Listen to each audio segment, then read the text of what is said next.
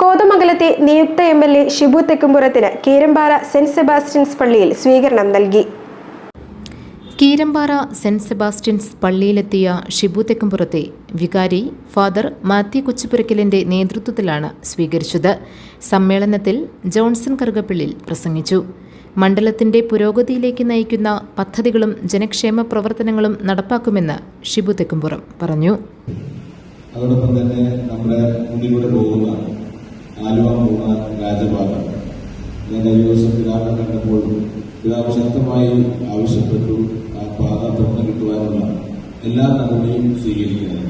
ഞാൻ പിതാവിനോട് വാക്ക് നൽകിയിട്ടുണ്ട്. പ്രിയപ്പെട്ട MP കുര്യാക്കോസിന്റെ നേതൃത്വത്തിൽ ശക്തമായ ഇടപെടൽ അത് യാഥാർത്ഥ്യമാക്കാൻ എന്റെ ഭാഗത്ത് ഉണ്ടാകുമെന്ന് അറിയിച്ചിട്ടുണ്ട്.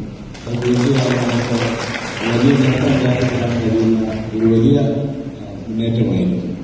അതോടൊപ്പം തന്നെ നമുക്കറിയാം, ചേലാട് നമുക്കൊരു അന്താരാഷ്ട്ര സ്റ്റേഡിയത്തിന്റെ നിർമ്മാണവുമായി ബന്ധപ്പെട്ടുകൊണ്ട് ഏതാണ്ട് 10 ഏക്കർ സ്ഥലം അക്വയർ ചെയ്ത് അതിന്റെ നിർമ്മാണ പ്രവർത്തനങ്ങൾ ആരംഭിച്ചിട്ടുണ്ട്.